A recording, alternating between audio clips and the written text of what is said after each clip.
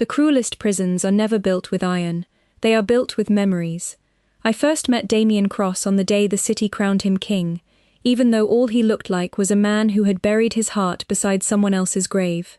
Rain slid down the stained glass windows of St. Matthew's Cathedral, while the last guests quietly disappeared into black SUVs, leaving only silence behind. They all whispered the same name as they passed me. Elena. Even before I became Damien's wife, I already understood that another woman lived inside every room he entered. My name is Sophia Hart, and I wasn't chosen because he loved me. I was chosen because peace is expensive, and sometimes a wedding costs less than another war. My father called it an alliance that would unite two of the most influential families on the East Coast. Damien's advisors called it stability. Newspapers called it the wedding of the decade. No one asked what I called it. If they had, I would have answered with one word: survival. 3 weeks after Elena's funeral, I walked down a marble aisle wearing a gown that weighed almost as much as the future waiting on my shoulders. Crystal chandeliers glowed above hundreds of powerful guests, yet the room felt colder than a January morning in Boston. Damien stood at the altar in a perfectly tailored black tuxedo, his broad shoulders straight, his expression unreadable. He was only 32, yet the weight in his grey eyes belonged to someone much older. Wealth surrounded him, loyalty followed him, fear protected him, but grief owned him completely. When our eyes finally met, I searched for something that might resemble hope, a smile, a flicker of curiosity, even simple kindness. Instead, I found perfect control. He looked at me the same way a businessman studies the final page of a contract before signing it. Necessary, predictable, emotionless. The minister spoke. Our families watched. Cameras flashed. Damien repeated every vow without hesitation, his calm voice filling the cathedral with promises that sounded flawless but somehow empty. When it became my turn, my heartbeat echoed louder than the organ behind me. I told myself this marriage could become something real. Respect could become friendship. Friendship could become love. Maybe time could heal wounds that neither money nor power ever could. I whispered, I do, believing hope deserved at least one chance. The applause that followed felt distant, almost unreal. By sunset, I had become Sophia Cross, the wife of the most powerful man in the city, yet I had never felt more alone. The Cross estate stood on a cliff overlooking the Atlantic, surrounded by towering iron gates and centuries of family history. Every hallway displayed portraits of ancestors who seemed to judge every step I took. Staff members welcomed me politely, but their careful smiles carried sympathy instead of celebration. They knew something I had not fully accepted yet. This house had never been waiting for me. It had been waiting for someone who would never return. My suitcase rested beside a grand staircase, while a housekeeper quietly showed me the master suite. Fresh flowers filled crystal vases. A fire crackled inside the stone fireplace. Champagne waited beside 2 untouched glasses. Everything looked like the beginning of a honeymoon. Everything felt like the ending of a story I had never been allowed to write. I stood by the window watching waves crash against the rocks below when the bedroom door opened behind me. Damien stepped inside, loosened his cufflinks, and carefully placed them on a wooden table. He didn't compliment my dress. He didn't ask whether I was tired. He simply spoke in the same measured tone he had used all day. Your personal rooms will be ready tomorrow. I frowned. Personal rooms? He finally looked directly at me. His face remained calm, but exhaustion hid beneath every word. This marriage protects both families. You'll have my name, my respect, and complete security inside this house. He paused only briefly, before finishing the sentence that quietly shattered every dream I had carried through those cathedral doors. But I can't offer you anything beyond that. My fingers tightened around my wedding ring. It sparkled beneath the firelight, beautiful enough to convince the world I had everything. Somehow, it had never felt heavier. I understand, I answered, even though I wasn't sure I did. Damien nodded once. Don't wait for something I cannot give. Then he walked toward the window, leaving several feet between us that somehow felt like several thousand miles. I watched his reflection in the dark glass instead of his face. He wasn't cruel, he wasn't angry. He was simply living beside a memory that refused to let anyone else inside. That was the first night of my marriage. The city believed I had married the most powerful man in America. Only I knew I had married the loneliest one. The mansion learned my footsteps long before it learned my name. Every morning I woke to the quiet sound of waves crashing against the cliffs below the estate, and for a few peaceful seconds I almost forgot where I was. Then I opened my eyes to the enormous bedroom that never truly felt lived in, and reality settled over me like the grey Atlantic fog outside the windows. Damien had already left before sunrise every day that week.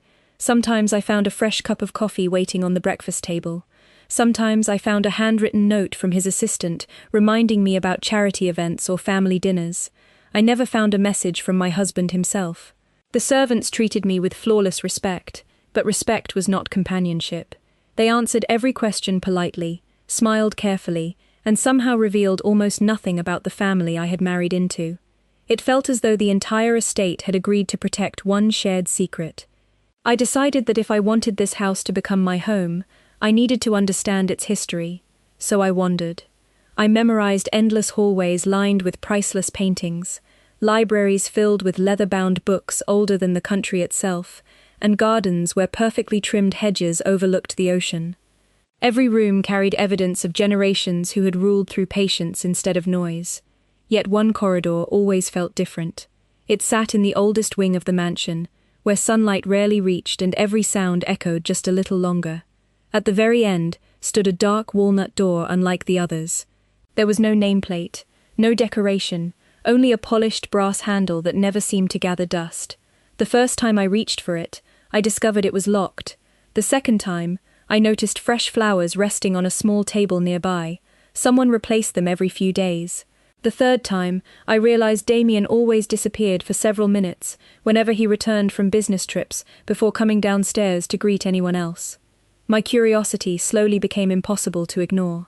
One rainy afternoon I found Mrs. Evelyn Carter, the longtime housekeeper, arranging white lilies in a crystal vase outside that very hallway. She had worked for the Cross family longer than Damien had been alive, and kindness softened every line on her face. I smiled. Those flowers are beautiful. She looked at them for a moment before answering. They were always her favorite. The words escaped before she seemed to realize she had spoken them aloud. I hesitated gently. Mrs. Carter lowered her eyes. Forgive me. I should not have said anything. She started to walk away, but something in my expression must have stopped her. After a long silence, she sighed quietly. The room belongs to Elena. Hearing the name spoken inside these walls felt strangely different from hearing it whispered at the wedding. Here it sounded less like a memory and more like someone who had only stepped outside for a moment. Damien has kept it exactly as she left it, Mrs. Carter continued softly. No one enters without his permission. Every photograph, every book, every letter remains where it was. I stared at the closed door. Suddenly every unanswered question began connecting itself without effort. The distance in Damien's voice, the sadness behind his eyes, the untouched champagne on our wedding night. He had never really left the life he had built with her. Mrs. Carter placed the last lily into the vase before speaking again. Miss Elena believed every person deserved a second chance. She had a way of making this house feel warm. Her gentle smile faded. After she was gone, the warmth disappeared with her. I wanted to ask how she had died, but I was not sure I had earned the right. Mrs. Carter answered anyway, almost as though she had heard the question inside my silence. It happened during an attack, meant for the family. She was simply in the wrong place at the wrong time. She looked toward the locked door with quiet sadness. Mr. Cross never forgave himself. Later that evening, I stood alone outside that hallway again. I did not try the handle this time. I only looked at the flowers and imagined the woman everyone still remembered with such tenderness. For the first time since becoming Damien's wife, I realized I was not competing with another person. I was living beside a memory that had been carefully preserved by everyone around me. As I turned to leave, I heard slow footsteps behind me. Damien had returned home without my noticing. His grey eyes moved from me to the locked door, then back again. Neither of us spoke. We simply stood there in the silence, separated by a room that belonged to the past and a marriage that had not yet found its future. After that evening, something changed between Damien and me, although neither of us ever admitted it aloud. He no longer seemed surprised to find me in the library or walking through the gardens at sunrise, and I slowly stopped expecting conversations that never came. We lived beneath the same roof, like two travelers waiting for different trains. Still, there were moments that confused me. Small moments. Dangerous moments. One chilly Saturday morning, I was arranging fresh roses in the breakfast room when Damien walked in unexpectedly. He loosened his tie after another overnight meeting, looking more exhausted than usual. Without really looking at me, he accepted the cup of coffee I had prepared and quietly said, "Thank you, Elena." The room became perfectly still. His eyes lifted only after the word had already escaped. I watched the realization spread across his face. For the first time since our wedding, Damien Cross looked uncertain. "I meant Sophia," he said calmly, although the apology sounded practiced instead of heartfelt. I forced a smile because it seemed easier than letting him see how deeply that single mistake had reached. "It is all right," I answered. But it was not all right, not even close. That afternoon I stood in front of my bedroom mirror much longer than usual. My light blue dress suddenly felt unfamiliar. My hair looked different depending on how I pinned it back. I found myself wondering questions I never wanted to ask. Had Elena worn blue? Did she smile the same way? Did the sunlight catch her face exactly as it caught mine? The thoughts embarrassed me, yet I could not silence them. Days later, the Cross Foundation hosted its annual charity gala at the estate. It was my first major appearance as Damien's wife, and every camera seemed determined to capture every smile we exchanged. Mrs. Carter helped me choose an elegant ivory evening gown with long sleeves and a simple pearl necklace. "You look beautiful," she whispered. I thanked her, hoping beauty would somehow make confidence easier. The ballroom sparkled beneath crystal chandeliers, while a string quartet filled the room with quiet music.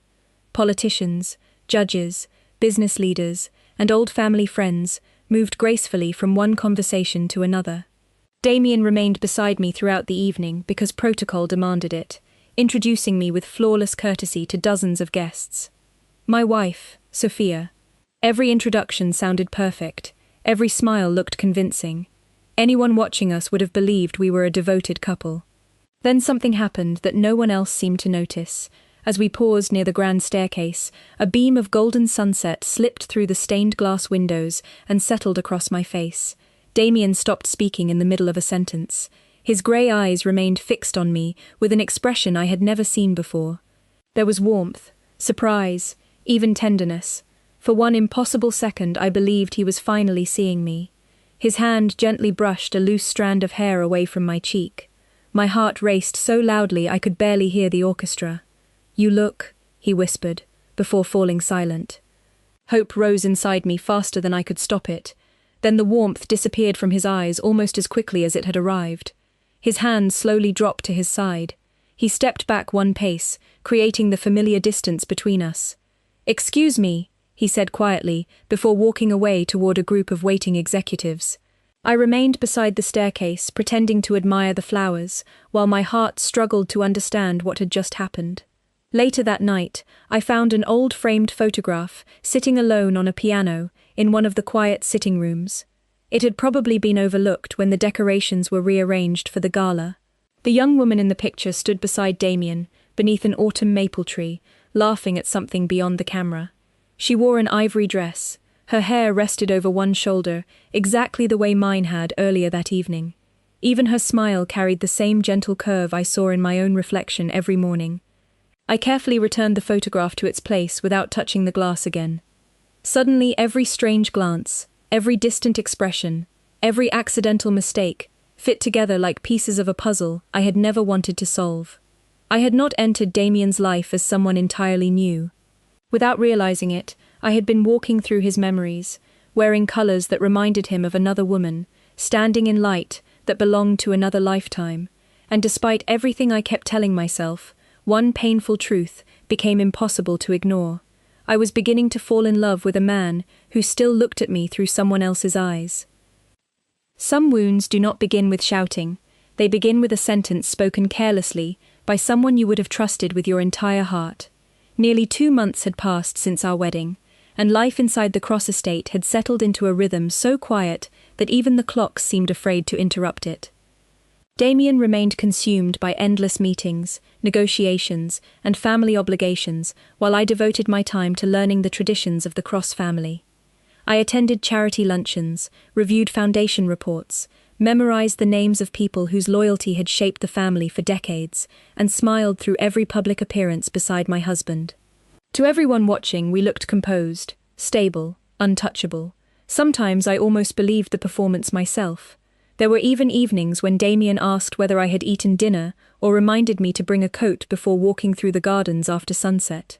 They were ordinary acts of courtesy, nothing more, yet I treasured each one, because they were the closest thing to affection I had ever received from him.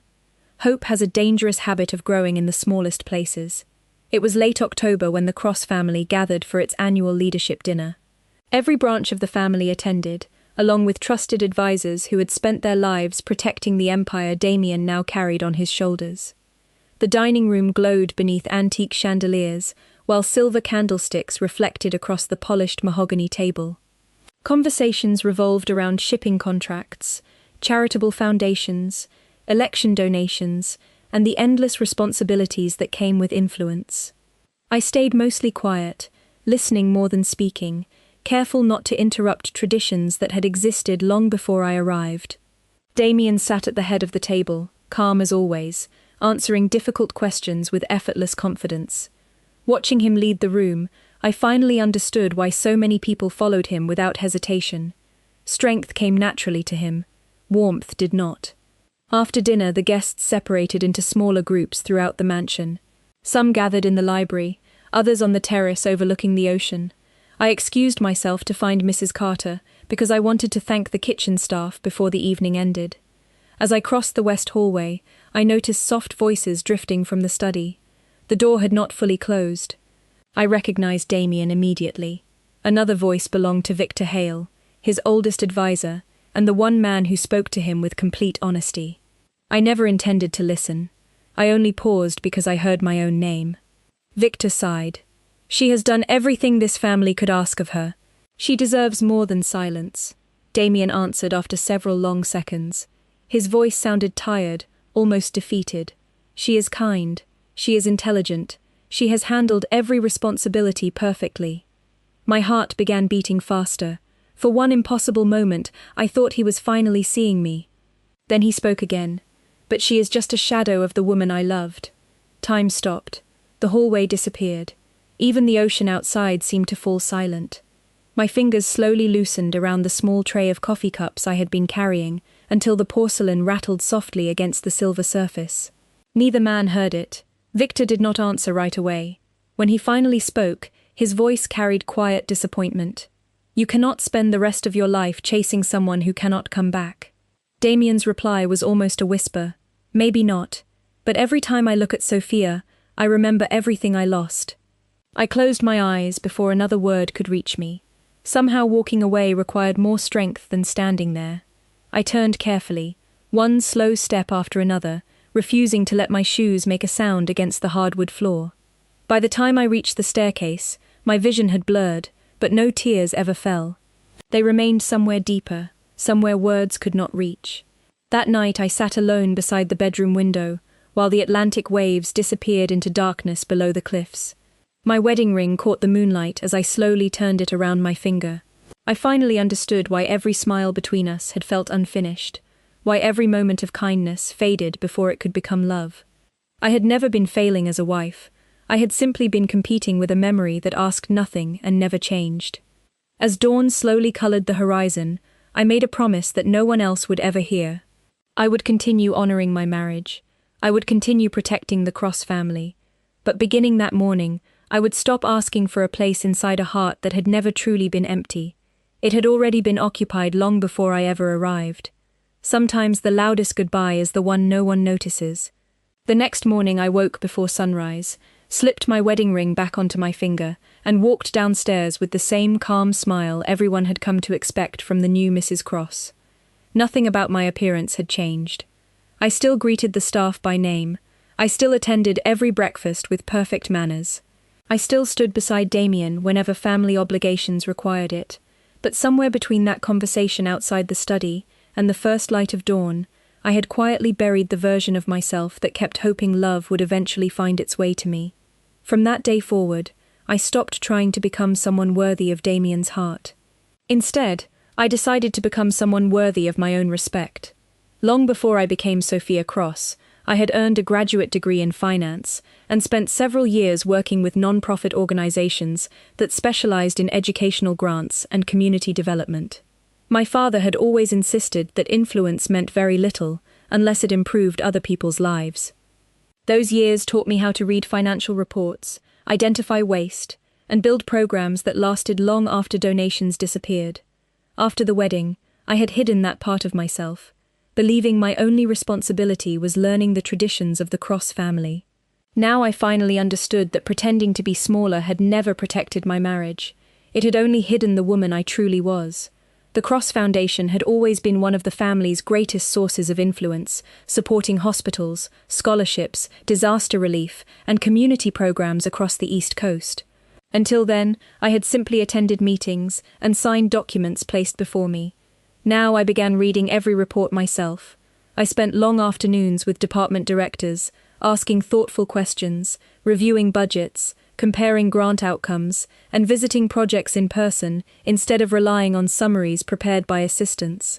The numbers began telling stories that polished presentations never could. Several scholarship funds had remained unchanged for years, despite growing demand. Administrative expenses had quietly increased, while local outreach programs had been reduced. Within days, I drafted recommendations that redirected existing resources without asking the family to spend another dollar. People who had once greeted me with polite formality slowly began speaking to me with genuine trust. They realized I was not trying to impress anyone. I simply understood the work. Damien noticed the change before anyone else.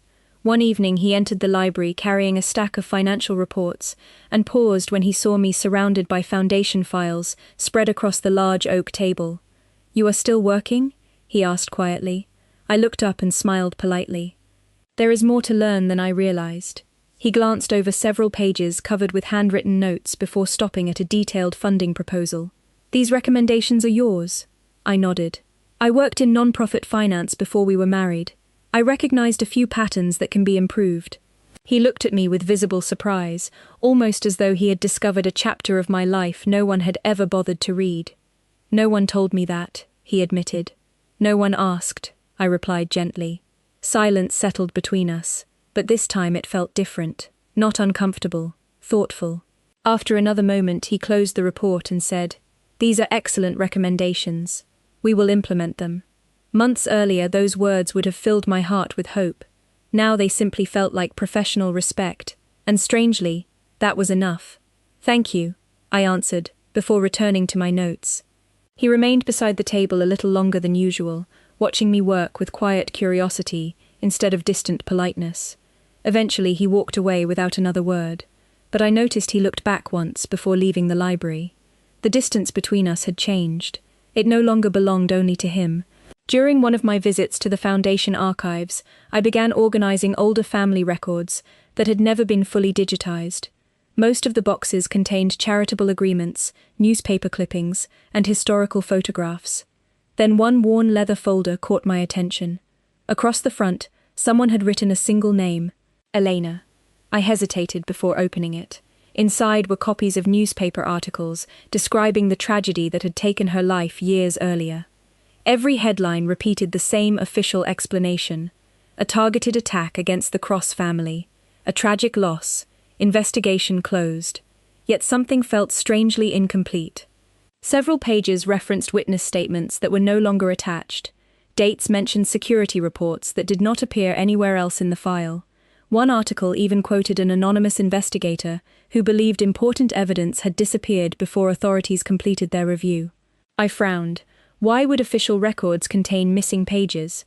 Before I could examine the folder further, the archive door opened. Thomas Reed, the elderly family historian, stepped inside carrying another box of documents. His eyes immediately settled on the folder in my hands. "I have not seen that file opened in years," he said softly. "Is something missing?" I asked.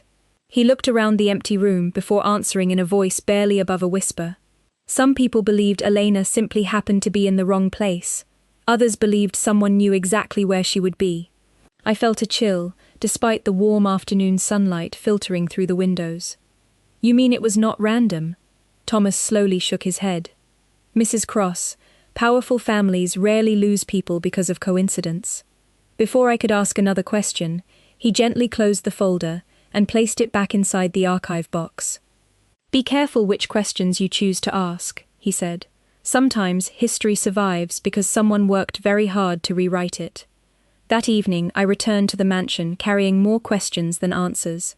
As I entered the grand foyer, I found Damien waiting near the staircase with an unreadable expression. His grey eyes lingered on me for a moment longer than usual. You have changed, he said quietly. I met his gaze without looking away. Maybe I finally have. Neither of us realized that the truth hidden behind Elena's name was already beginning to reshape both of our lives. The truth rarely arrives all at once. It reveals itself one quiet crack at a time, until the entire foundation beneath your life begins to shift. After my conversation with Thomas Reed, I stopped searching for answers in obvious places. Official reports had already been rewritten. Public records had already been cleaned. If someone had hidden the truth about Elena for all these years, they had done it carefully. I began paying attention instead to people. Expressions that changed too quickly, conversations that ended when I entered a room, names that appeared together more often than coincidence could explain. It became a habit I never expected to develop.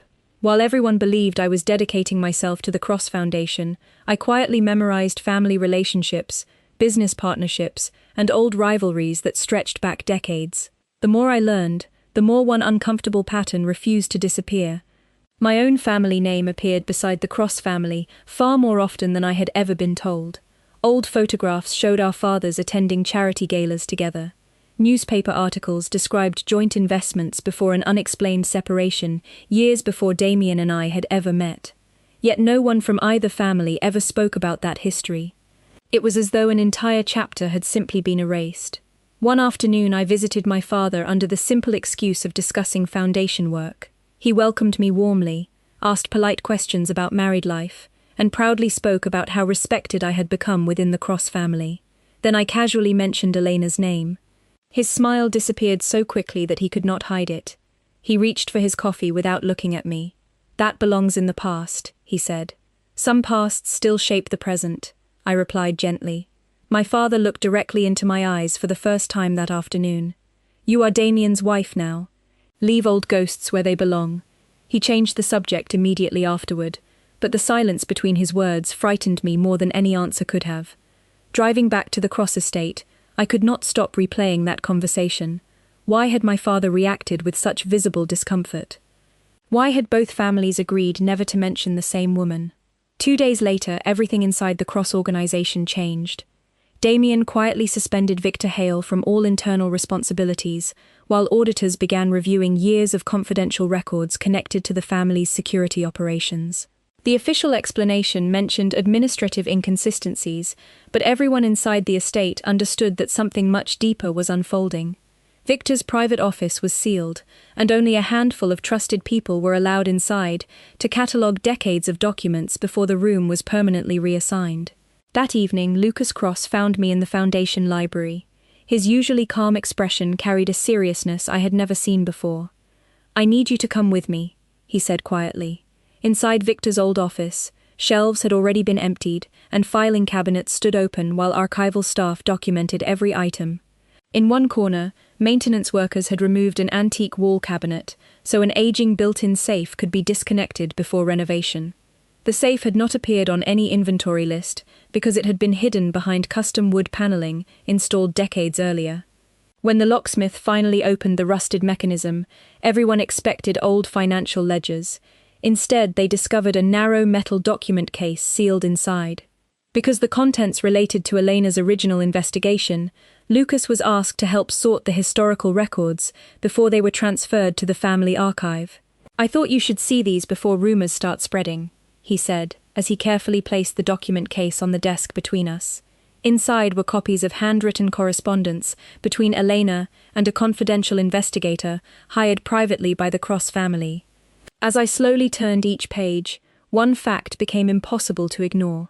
Elena had uncovered financial records suggesting that someone inside the family council had secretly shared confidential information with outside rivals. She had intended to expose the network before everything suddenly stopped. The final letter ended with an unfinished sentence. "If anything happens to me, do not trust." The remaining portion of the page had been deliberately removed years earlier. Beneath the letters rested another document that made my heartbeat quicken. It was an old business agreement carrying two familiar signatures. Victor Hale, Richard Hart, my uncle. They had quietly dissolved a private partnership only weeks before Elena died. Suddenly, every uncomfortable silence, every missing archive page, and every uneasy reaction from my father began fitting together into one painful picture. My family had never planned Elena's death, but someone connected to my family had unknowingly provided information that another traitor inside the Cross organization later exploited. Neither family had understood the entire truth. Both had been manipulated by someone determined to protect hidden loyalties. Lucas closed the document case slowly. "Whoever hid this expected it to disappear forever," he said. I looked down at the unfinished letter resting in my hands. "Instead," I whispered, "it waited for the right moment to be found." And for the first time, I realized the answers we had been searching for were no longer buried in forgotten history. They were finally beginning to surface. Trust is never tested when life feels safe. It is tested in the single moment when small details finally connect into one undeniable truth.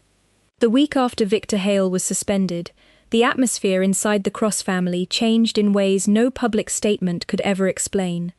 No one spoke openly about the investigation, yet everyone felt its weight. Senior advisors avoided long conversations in the hallways. Family members lowered their voices whenever Damien entered a room. Even the household staff moved with unusual caution, as though the mansion itself had become uncertain about whom it could trust. Damien remained composed through it all, but I noticed he reviewed security reports himself instead of leaving them to his advisors. For the first time since our marriage began, he trusted fewer people than ever before. A few days later, the Cross family gathered at their waterfront estate outside Newport for a private leadership retreat that combined annual planning sessions with meetings involving longtime business partners. The property overlooked the Atlantic, surrounded by carefully maintained gardens and historic stone buildings that had belonged to the family for generations. From the outside, everything appeared perfectly organized. Inside, quiet tension followed every conversation. I could not stop thinking about Lucas's words from only 2 nights earlier. Someone inside the family had helped protect the truth for years. Those words echoed in my mind every time I watched people greet one another with polished smiles. During the afternoon, I stepped away from the main conference room to review several charitable proposals that Damien had asked me to present later that evening. As I crossed the operations office, I noticed an updated security schedule resting on an unattended desk.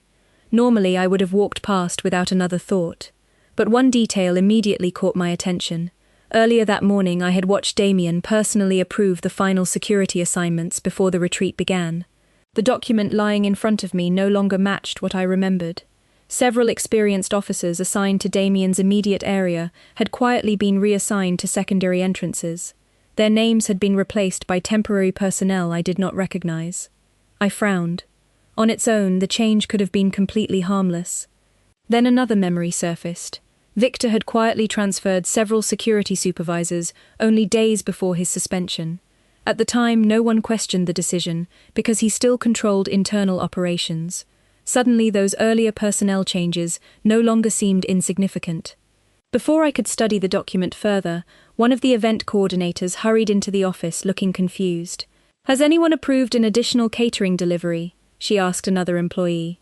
"We already received everything this morning." The employee shook his head. "Nothing else should be arriving today." The coordinator glanced toward the driveway outside the window. "Then why is another service truck checking in at the west entrance?" My heartbeat quickened. One unusual detail could be coincidence, 2 might simply be poor communication, but 3 separate details appeared almost at the same moment. Victor's unexplained security changes before his suspension, Lucas warning me that someone inside the organization could not be trusted. Now an unexpected delivery arriving outside the official schedule. Individually, they meant very little. Together, they formed a pattern I could no longer ignore. I folded the revised security schedule and walked quickly toward the terrace, where Damien was greeting guests before the evening reception. I forced myself not to run. Panic would only create confusion. Damien looked up as I approached. "May I speak with you for a moment?" I asked calmly. Something in my voice made him excuse himself immediately. I handed him the folded schedule. "This does not match the assignments you approved this morning," I said quietly, "and there is an unplanned delivery arriving through the west entrance." His eyes narrowed as he compared the names on the page.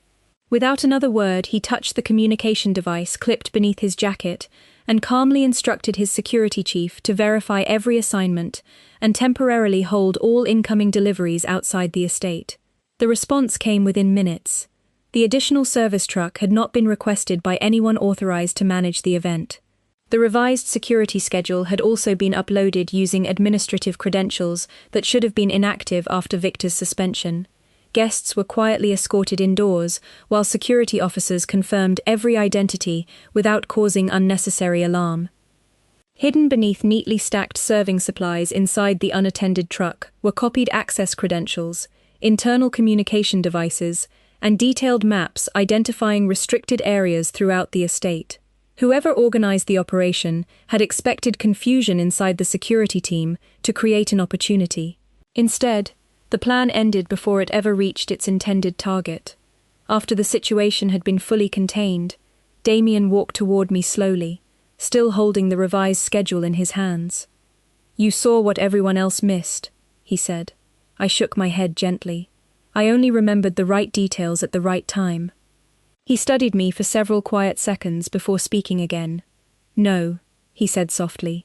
"You trusted your judgment when everyone else trusted routine." For the first time since the day we married, there was no distance in the way he looked at me. He was no longer seeing the shadow of another woman. He was finally beginning to recognize the strength that had been standing beside him all along. When the truth finally stepped into the light, it did not arrive with a confession. It arrived with a name that nobody in that house was prepared to hear. We returned to the Cross estate in the hour before midnight, and Damien did not sleep, not even for a moment. By the time the sun rose over the Atlantic, he had already gathered the only pieces of evidence that mattered, setting aside the endless boxes of old records in favor of 3 documents that told the entire story on their own. Elena's final letter rested at the center of the table, her handwriting steady, even though the words inside described fear she had never spoken aloud to anyone else. Beside it lay a single financial transfer, moved through a company that had no reason to exist except to hide where the money truly went. The third was a security report that had been quietly altered, one signature replacing another so carefully that only someone searching with complete determination would ever notice the difference. Damien looked at the 3 documents for a long time before he finally spoke. 3 documents, he said quietly, and 6 years of silence standing behind them. By early afternoon, every member of the family council had gathered inside the great hall, summoned without explanation, though everyone in that room understood that something had finally been found. Victor Hale walked in with the same calm composure he had carried for as many years as I had been alive, and for one terrible moment, I found myself doubting the very words I had overheard him speak months earlier, back when I stood frozen outside that study door. Damien did not waste time laying out evidence piece by piece, the way he once might have. He had already decided exactly what mattered, and he intended to reach it directly. "You changed the security assignments on the night Elena died," he said, with no greeting and no gentleness in his voice. Victor's jaw tightened, and he began to speak Damien's name as though searching for time that no longer existed. "Answer me," Damien said. "Yes or no?" The room grew so quiet that the sound of the ocean against the cliffs outside became the only thing any of us could hear. "Yes," Victor finally said. "Why?" Damien asked. I expected to hear the same explanation Victor had likely rehearsed for 6 long years, some careful justification about protecting the family name or preserving the empire from scandal. Instead, his hands, which had remained perfectly still through decades of pressure and negotiation, began to tremble. "Because the man who gave the order to change those assignments was my own son," he said. Nobody in that hall moved. Even Damien, a man who had learned long ago how to read any room without flinching, went pale in a way I had never seen before. Victor explained that his son Marcus had worked closely with the financial side of the council that year, and that he had never intended for Elena to be anywhere near that hallway. He had only wanted the patrol schedule shifted long enough to quietly clear certain shipment records before an approaching audit. It was, Victor said, one careless and terrible mistake that spiraled into something none of them could ever take back. His voice broke as he continued, and for the first time since I had known him, Victor Hale no longer looked like a brilliant strategist. He looked like an old man, carrying a grief he had never allowed himself to release. I covered it because he was my son, Damien, he said. I told myself I was protecting this family. In truth, I was only protecting him. Something cold settled deep inside my chest as I listened, and it was not triumph that I felt. It was grief, resting quietly on top of grief that had already been there for a very long time. Damien stood completely still. Elena trusted you, he finally said, his voice barely above a whisper. She came to you the moment she found something wrong. She came to me, Victor answered, because she believed I was the only person who would listen without panicking. I panicked anyway. I simply did it quietly instead of loudly, and that silence is the reason she is gone. He lifted his eyes toward Damien, and there was nothing left in them to protect. I have hated myself every single day since that night, he said. Not because I was finally caught, but because I allowed her to walk into that hallway, believing I would make everything right. Damien's hands curled slowly into fists at his sides, and for one long moment I believed he might cross the room entirely. Instead, he asked only one more question. Where is Marcus now? Gone, Victor answered. 3 years now. They called it an accident. Some nights, I am no longer certain that it was. Nobody spoke after that. There was no version of justice large enough to hold everything that had just been said inside that hall. I stepped forward before I had fully decided to move at all. Elena did not lose her life because of one letter, or one ledger, I said, looking first at Victor, and then at Damien. She lost her life because everyone around her chose silence over truth, one small decision at a time, for years before that night ever happened. That includes my own family as well, I continued, thinking of my Uncle Richard, and of my father's quiet, careful refusal to speak the truth once he suspected it. Punishing one man will not undo any of that, but protecting the next lie certainly will. Damien looked at me for a long moment, and something shifted quietly behind his eyes. It was not forgiveness yet, but it was recognition, clear and unmistakable. Victor, he finally said, you will answer to this entire council, not only to me. He paused before continuing. But I want the whole truth placed in the record this time, every part of it, even the parts that make this family look weak.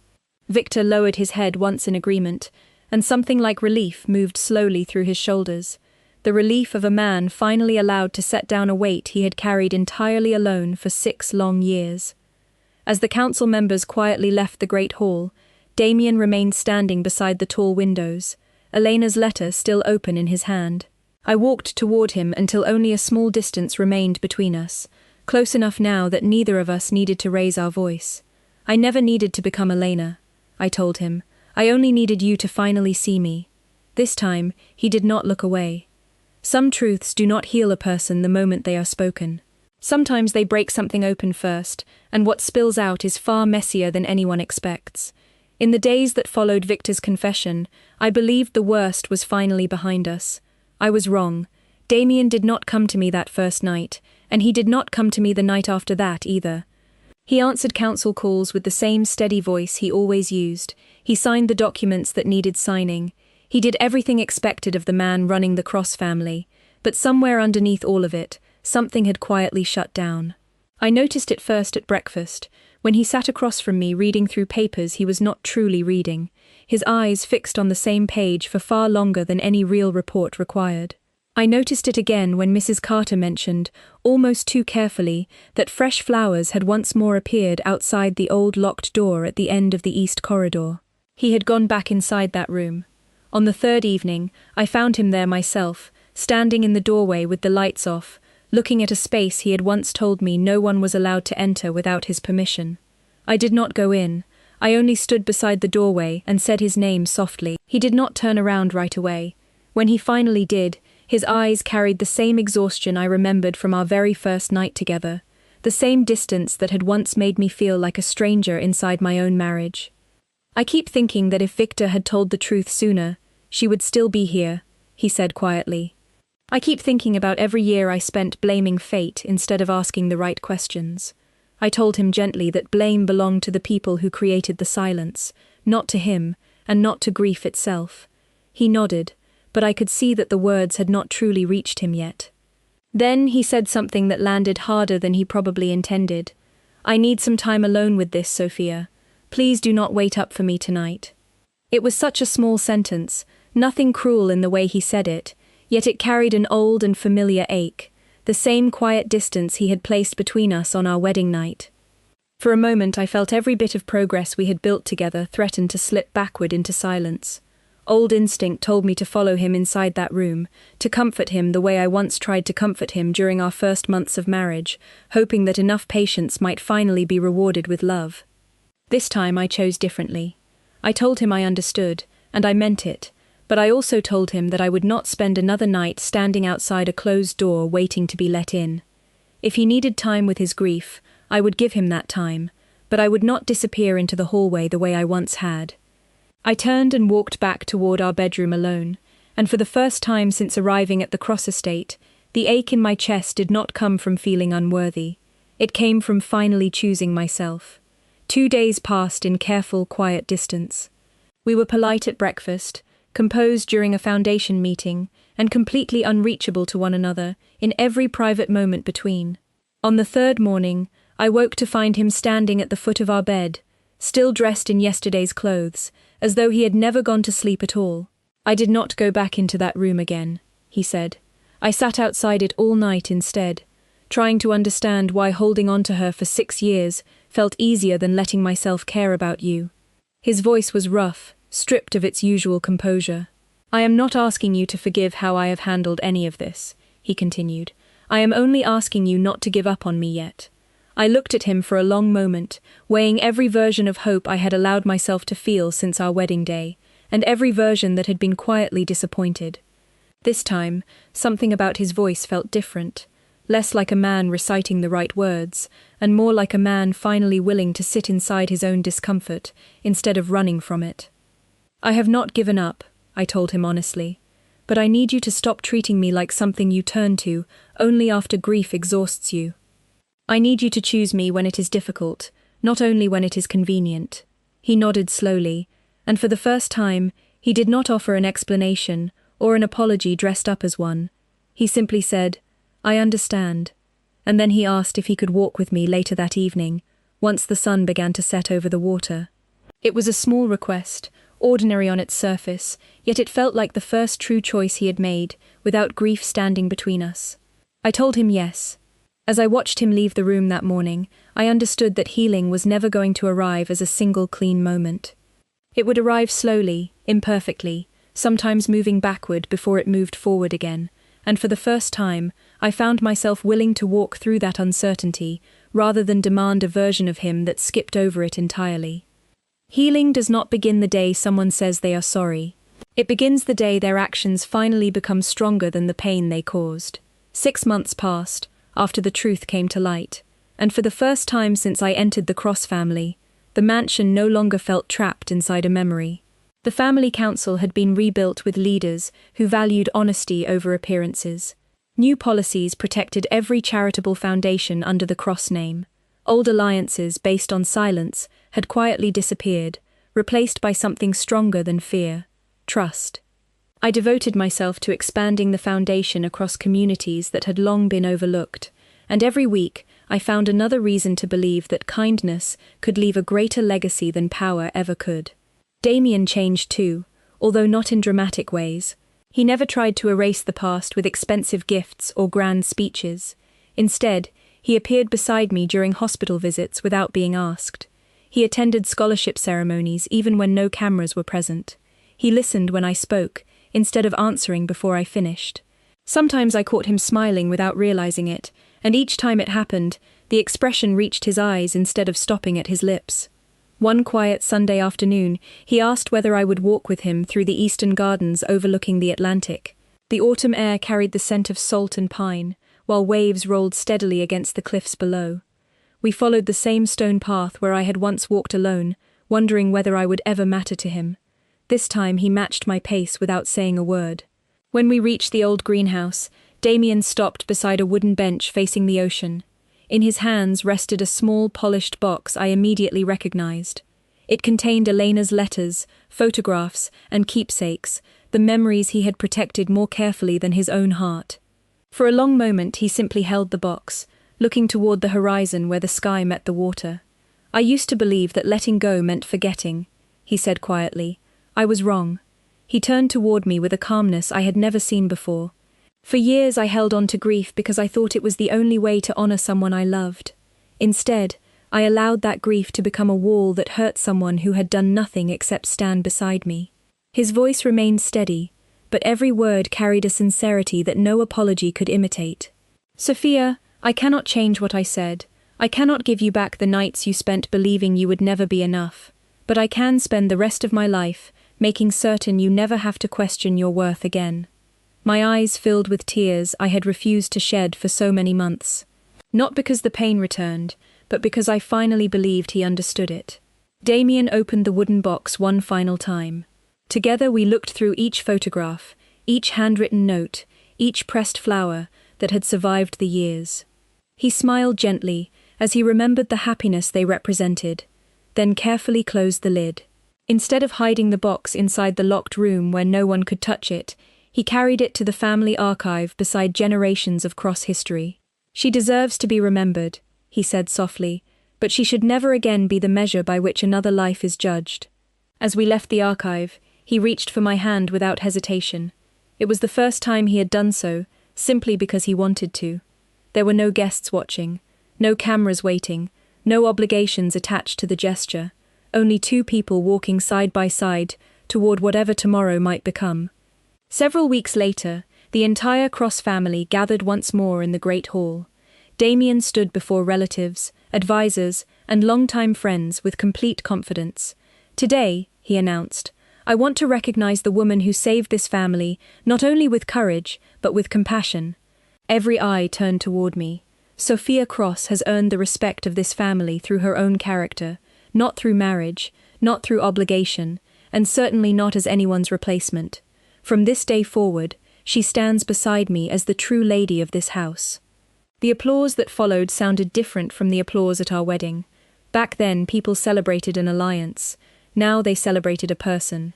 As Damien looked at me, there was no hesitation, no distant memory clouding his gaze, no shadow standing between us, only truth. I smiled, and this time he smiled back without searching my face for someone else. Looking back now, I finally understand that love cannot grow where comparison lives. The moment Damien stopped chasing yesterday, he finally found today, and the moment I stopped trying to become another woman, I finally became the one he truly saw.